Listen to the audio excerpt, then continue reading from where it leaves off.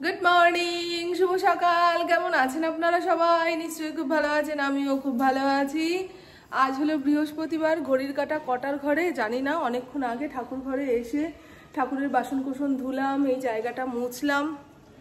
3টে ডিজিটাল ঘড়ি একসঙ্গে আনা হয়েছিল, 3টেই একসঙ্গে খারাপ হয়েছে। এর থেকে কাটা ঘড়ি অনেক ভালো, জানেন। একটু নামি কোম্পানির কাটা ঘড়ি, ব্যাটারি ফুরিয়ে গেলে আবার ব্যাটারি চেঞ্জ করে দাও, অনেক দিন চলে। ঘড়ি ছাড়া কি করে ঘোড়ার মতো দৌড়াই বলুন তো? গত 2 দিন রাতে আমার কাটা কাটা ঘুম হয়েছে। পুপু সকালে কলেজ যাবে, তারপরে মায়ের শরীরটা খারাপ হয়ে গেল। তা কাল রাতে নিশ্চিন্তের ঘুম দিয়ে আর সকালবেলা যখন উঠলাম, মন মেজাজ সব ফ্রেশ। ঠাকুর পুজো দিয়ে নিচের ঘরে যাই। ইন্দ্র বাজার থেকে কি কি যেন সবজি এনেছে, রান্না করতে হবে। আজকে একটু দেরি করেই ঘুম থেকে উঠেছি। বৃহস্পতিবার দিন দেরি করে ঘুম থেকে উঠলে কাজে কর্মে তাল পাওয়া যায় না। যে কোনো দিনই দেরি করে উঠলে দেখবেন কেমন যেন সব কিছু হয়ে যায়, কাজ অনেক, সময় কম, এরকম অস্থির অস্থির লাগে। কিন্তু কি করব, আমার শরীর ঘুম চাইছিল। কাল পরশু তরশু রাতের দিকে বৃষ্টি হয়েছে, আর বৃষ্টির জল গাছে পড়লে মানে ডালে ডালে ফুল আসে।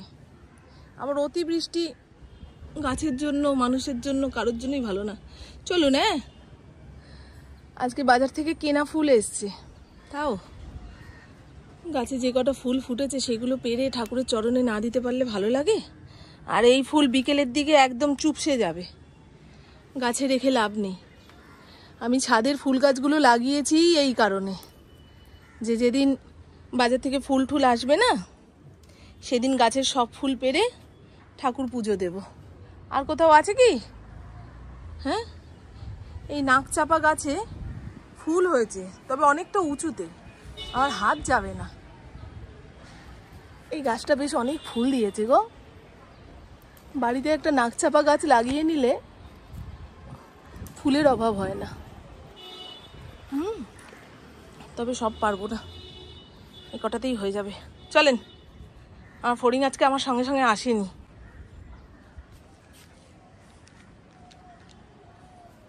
দাঁড়ান, এখানে একটা হয়েছে।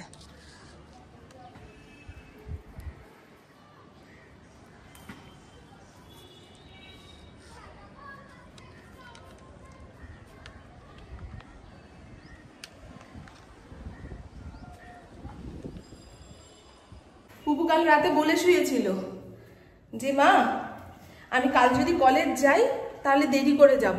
টিচার্স ডে সেলিব্রেট হবে, সব বন্ধুরা শাড়ি পরে সেজে গুজে যাবে। তা সকালে তাকে ডেকে তোলা যাচ্ছে না। পরপর 2 দিন কলেজ করে আসার পরে আমি জানি তো ও শরীর দেবে না।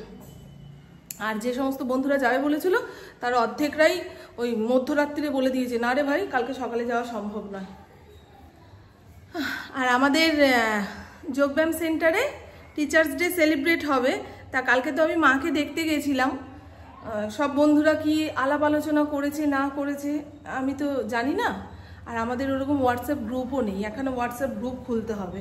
আর যে হোয়াটসঅ্যাপ গ্রুপটা রয়েছে সেখানে আমরা মেসেজ করতে পারবো না, আমাদের টিচাররা যে মেসেজ করবে সেটুকুই আমরা দেখতে পাবো। ভালো হয়েছে, নাহলে কারণে অকারণে গুড মর্নিং, গুড নাইট, ওদের গ্রুপের যারা অ্যাডমিন তাদের অসুবিধা হয়। তা টিচার্স ডে নিয়ে ওরা কি আলোচনা করেছে না করেছে জানি না। আমি তো শুক্রবার দিন যাব, আমার মতো করে একখানা গিফট নিয়ে যাব আমার টিচারের জন্য।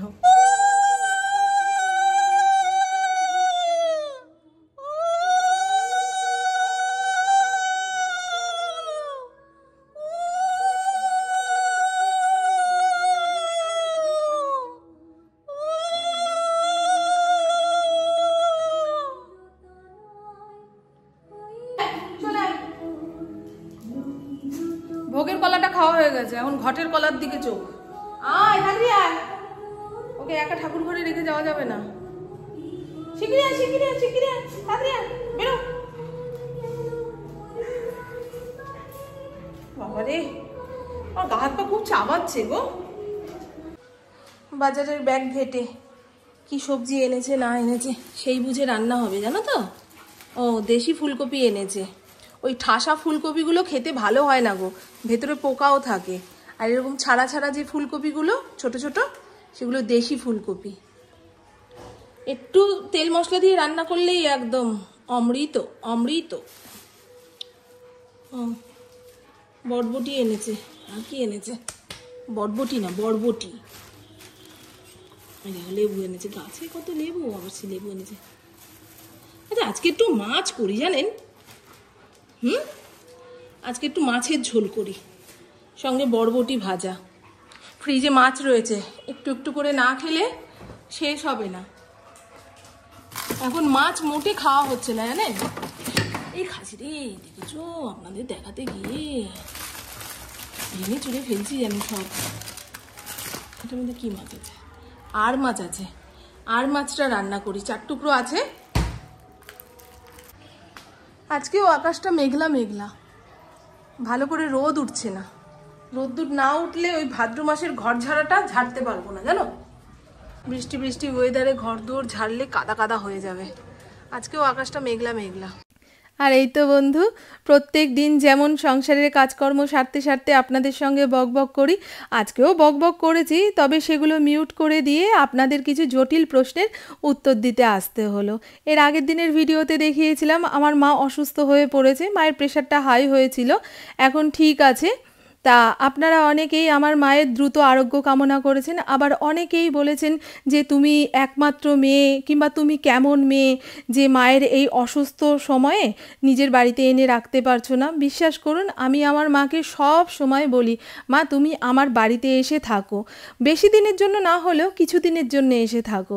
কিন্তু আমার মা আমার বাপের বাড়ির ওই অত লোকজনকে ছেড়ে আমার বাড়ির 4 দেওয়ালের মধ্যে এসে থাকবে, এটা মা ভাবতেও পারে না। আর তার উপরে মায়ের সবচেয়ে বড় পিছুটান হচ্ছে সূর্য। সূর্যকে মা সেই 8 মাস বয়স থেকে বড় করছে, এখন সূর্য 8-এ পড়ে।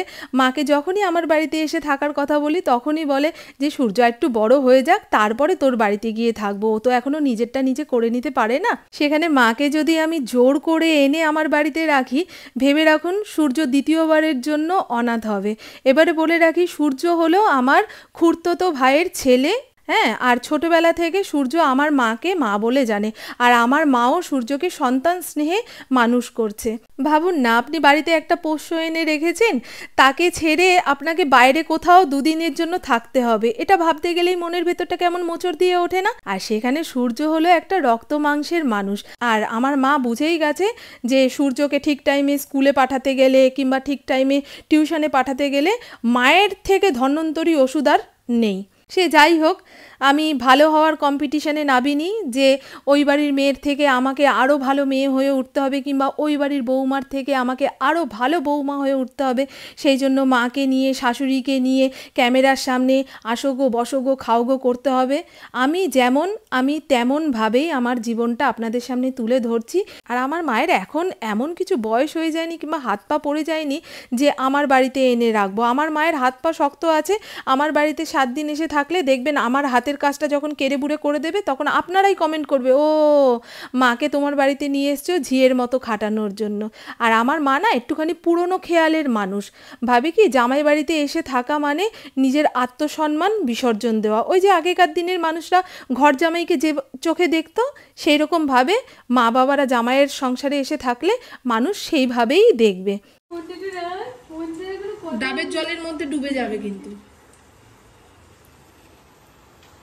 ছুঁই হুই গাড়ি গাড়ি ছুঁই হুই, আমি ডাব করতে পারি না। ওরে বাবা রে বাবা। তাহলে নিশ্চয়ই বোঝাতে পারলাম আমার মা কেন আমার বাড়িতে এসে থাকতে চাইছে না, কিংবা আমার মাকে এনে রাখতে পারছি না। এবারে দ্বিতীয় প্রশ্ন হচ্ছে যে আমার মাকে কেন রেঁধে বেড়ে দিয়ে আসছি না। আমার বাড়ি থেকে তো মায়ের বাড়ির দূরত্ব এইটুকু। আপনাদের মধ্যে এমন অনেক মেয়েই আছেন নাকি তাদের বাড়ির দূরত্ব নাকি মায়ের বাড়ি থেকে অনেকটা, তাও তারা রেঁধে বেড়ে মাকে খাবার দিয়ে আসেন। কি বলুন তো, আপনাদের মারা হয়তো একার বাড়িতে একা থাকে, কিংবা একার সংসারে একা খাওয়া দাওয়া করে, সেই জন্য আপনাদের দিয়ে আসতে কোনো অসুবিধা হয় না। আর আমার মায়ের সংসার কিন্তু 4 জনকে নিয়ে।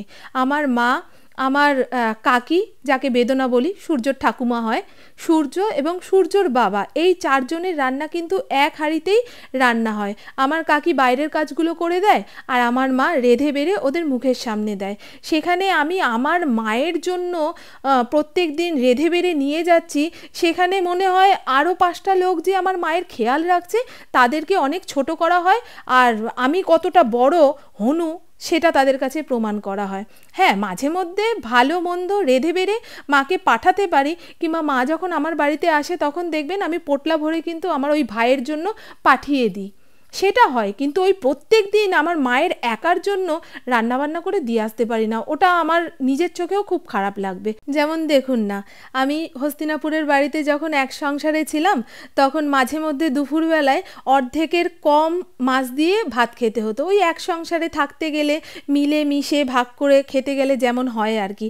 আবার সেই দিনই দুপুরবেলায় হয়তো আমার মা এত বড় একটা মাছের টুকরো দিয়ে ভাত খেয়েছে। এবারে মা যদি ভাবতো আমার মেয়ে এক সংসারে আছে বলে মেয়ের ঠিকঠাক খাওয়া হচ্ছে না, কিংবা আমি যেমন খাচ্ছি আমার মেয়েটার সেরকম খাওয়া জুটছে না, যাই আমার মেয়েকে প্রতিদিন ভালো মন্দ রেঁধে বেড়ে দিয়ে আসবো আর অন্য বাকি লোকেরা যা খাবে তা খাবে, তাহলে ভাবুন তো সংসারে কেমন আগুন লাগাটা লাগতো। সেই রকমই মা যেমন মেয়ের সংসারে নাক গলালে সংসার ছারখার হয়ে যায়, সেরকম মায়ের সংসারেও যদি মেয়ে অনর্গল গিয়ে নাক গলায় তাহলে মা সবার থেকে যে ভালোবাসাটা পাওয়ার কথা সেই ভালোবাসাটা তো পাবেই না, আরও তুচ্ছ তাচ্ছিল্যের পর্যায়ে পৌঁছে যাবে। তাই আমি চাই আমার মা যেভাবে ভালো থাকতে পারে, যেভাবে ভালো থাকা দরকার, আমার মা নিজের মতো করে ভালো থাকুক। এবছর পুজোর কেনাকাটা করার আনন্দ উৎসাহ মনের মধ্যে কিছুতেই আনতে পারছি না। খালি মনে হচ্ছে আর বছরে 2টো নতুন শাড়ি রয়েছে, সেই দিয়ে সপ্তমী অষ্টমী কেটে যাবে, একটা কিনে নিলেই হয়ে যাবে, আর অনলাইনে 2খানা কুর্তির অর্ডার দেবো। এই তো মানে এদিক ওদিক থেকে জোগাড় করে এবছরের পুজোটা কাটিয়ে দেওয়ার প্রোগ্রাম চলছে। এবছরে সত্যি পুজো ব্যাপারটাই মনের মধ্যে আসছে না। আসলে ওয়েদারটাই তো খারাপ, দেখুন আবার মেঘলা করে আসলো, বৃষ্টি হবেই হবে। গুড ইভিনিং, আপনাদের সঙ্গে কথা বলতে বলতে দেখুন বিকেলের চাটাও কাপের মধ্যে বেড়ে নিচ্ছি। বিগ বস দেখতে দেখতে চায়ের কাপে চুমুক দেবো। পুবুকে জিজ্ঞাসা করলাম কিরে চা খাবি, ওর নাকি অম্বল অম্বল করছে, সেই জন্য আমি আমার একার জন্য চাটা নিয়ে বসছি। দে রে, রেডি হয়ে রয়েছে তো। গুড, যাও জানলায় গিয়ে বসবে, ঘেউ ঘেউ করবে। আর আমার খুড়তুতো ভাইয়ের বউ অর্পিতা, সে আমার মায়ের জন্য যে কতটা করছে তার জন্য ভগবানকে ধন্যবাদ দেব না অর্পিতাকে ধন্যবাদ দেব আমি বুঝে উঠতে পারি না। যেমন মাকে টাইম মতো খেতে দেওয়া, মাকে ডাক্তারখানায় নিয়ে যাওয়া, মায়ের কখন কি ওষুধ খেতে লাগবে সেটা মাকে মনে করিয়ে দেওয়া। ভাবুন তো, এখন ওই মেয়েটাকে যদি বলি অর্পিতা থাক, তোকে এই সমস্ত কিছু করতে হবে না, আমি তো মায়ের একমাত্র মেয়ে, এগুলো যদি আমি না করি তাহলে লোকে কি বলবে, আর লোকে কি ভাববে, এইগুলো ভাবতে গিয়েই তো আমরা কত নিজের মানুষকে দূরে ঠেলে দিচ্ছি, তাই না? বিশেষ করে যারা ইউটিউব ফেসবুকে কাজ করছি তারা এই নেগেটিভ কমেন্টের উত্তর দিতে গিয়ে ভালো ভালো সম্পর্ক নষ্ট করে ফেলছি। বোনের সঙ্গে বোনের ভাব থাকছে না, মায়ের সঙ্গে মেয়ের ভাব থাকছে না, একটুখানি খেয়াল করে দেখবেন।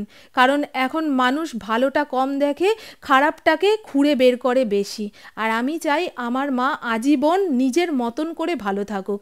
আর কেউ বলেছেন যে এই বৃদ্ধ বয়সে সে সেলাইয়ের কাজ করছে কেন, দেখুন আমার মা এমন কিছু বৃদ্ধ হয়নি, আর আমি চাই মা কাজে কর্মের মধ্যে ব্যস্ত থাকুক, যাতে তার যত রোগ ভোগ ব্যথা বেদনা সব কিছু ভুলে থাকতে পারে। সে যাই হোক, আমি এত কথা বলার পরে বোঝানোর পরেও কিছু জটিল মানুষ এসে কমেন্ট বক্সে কিছু কথা ছেঁকে নিয়ে আবার বিস্ফোরণ করবে, তাতে আমার কিচ্ছু যায় আসে না। আমি আগেই বলেছি, কে আমাকে কতটা ভালো বলল, কে আমাকে খারাপ বলল, সেই নিয়ে আমার কোনো দিন কোনো রকম মাথা ব্যথা ছিল না। আর সন্তান হিসাবে আমরা মা বাবার জন্য কি করতে পারছি, কতটুকু করতে পারছি, যতটুকুই করতে পারছি ততটুকুই যেন কম। তাই মা বাবার জন্য কিছু করছি সেটা বলাটা ভুল, মা বাবাকে ভালোবাসতে পারছি কি না সেটাই আসল খবর। আর আমি চাই আমার মা নিজের মতো করে ভালো থাকুক, আমিও আমার মতন করে ভালো আছি। বৃদ্ধ বয়সে যেন কোনো মা বাবা একাকিত্বতে না ভোগে। শরীরের অসুস্থতার জন্য ওষুধ আছে, কিন্তু বৃদ্ধ বয়সে মানুষ যখন নিজেকে একা ভাবতে শুরু করবে না, সেটা সারাতে গেলে কিন্তু অনেকটা সময় লেগে যায়। 4টে রুটি বানাতে গিয়ে ঘেমে নিয়ে একাসার হয়ে গেছি, বাবা মাথার ঘাম পায়ে পড়ে যাচ্ছে, এই কারণে আমার রুটি বানাতে ইচ্ছা করে না। আর যত আটার ভুসি মুখে মাথায় ছুপকে গেল কালকে দেখুন না সব দানা বেরিয়ে যাবে, মাথা চাপ চাপ লাগবে। ওই যে ছানা দেখে কেমন করছে গো, হ্যাঁ জিভে লালা ঝোলা পড়ছে। তো চলুন বন্ধু, আজকের মতো হোটেলের কাজ শেষ, এবারে খাবো দাবো, বিছানায় বডি ফেলবো, তার আগে গা ধুতে হবে। সন্ধ্যের পর থেকে চোখে চশমা দিয়ে রেখেছি, যদি মাথা যন্ত্রণাটা একটু কমে। একবার মনে হচ্ছে চোখের জন্য মাথা যন্ত্রণা করছে, এক এক সময় মনে হচ্ছে অতিরিক্ত বৃষ্টির জন্য কিংবা গরমের জন্য হচ্ছে, মাইগ্রেনের সমস্যা হচ্ছে। এই তো ডাক্তার না দেখিয়ে নিজে নিজেই এত কিছু রোগের আবিষ্কার করে ফেললাম।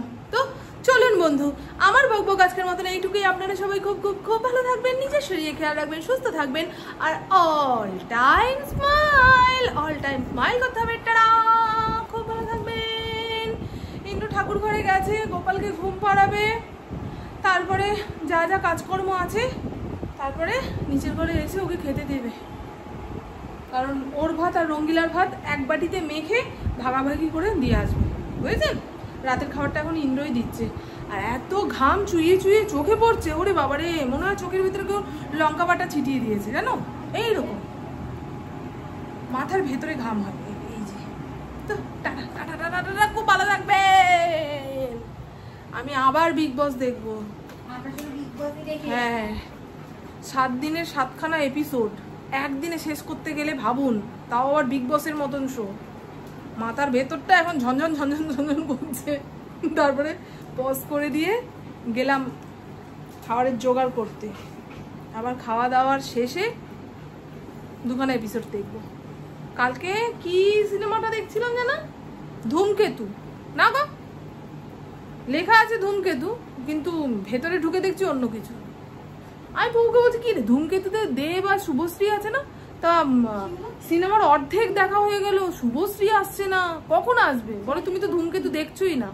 আমি কেন, ইয়েতে লেখা ছিল তো, মানে লেখা ছিল, বলছি ওরকম লেখা থাকে ভিউজের জন্য।